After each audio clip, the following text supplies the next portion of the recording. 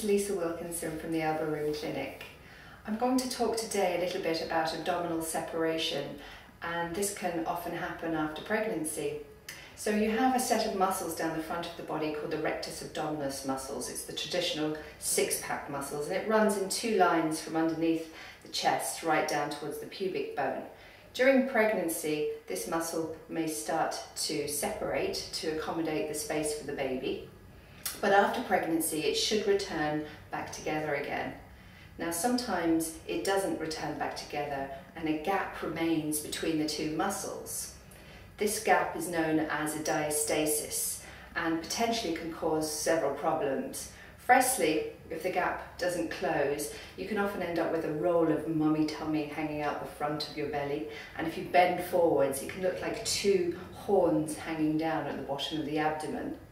Secondly, it might lead to lower back pain because the TA muscle, the muscle that surrounds the abdomen, isn't quite strong enough. Your back can weaken and you can end up with lower back pain. And thirdly, which is much more rare but much more serious, is the abdominal organs can start to press out through that gap and cause a herniation, which can actually be quite serious. So I'm going to show you now how you might check that yourself. It's quite simple to check yourself, and it involves you just lying down and doing a stomach crunch. Okay, so to check your diastasis, what you need to do is lie down flat and bend your knees up and place your feet flat on the ground. Take one hand, one finger into your belly button and press down in towards your abdomen. At that position there now, start to do like a sit-up, a traditional sit-up, where you're crunching up, and you should feel the two sides of the muscles pressing together.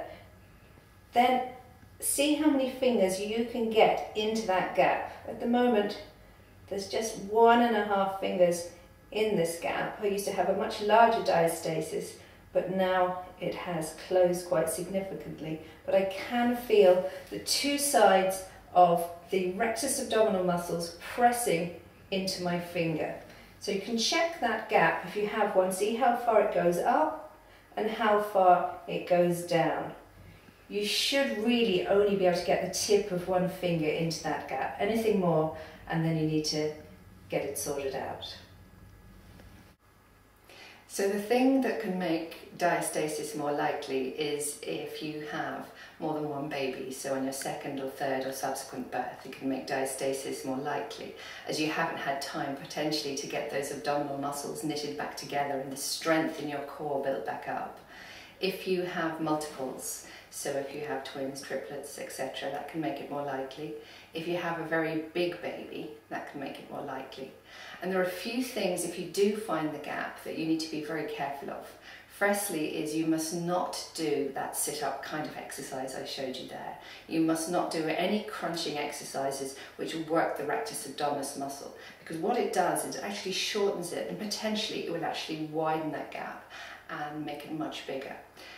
You getting out of bed, you need to try and roll over onto your side rather than sitting straight up. And then unfortunately the other thing is the front-loading baby carriers, because when you're carrying a baby out in the front, you're using your six-pack to support your body. It can actually make it much worse as well. So you can come in to see us at the Elbow Room Clinic, and we're running free diastasis checks if you need us to check it out, or you can get your physiotherapist to check it for you. Thank you.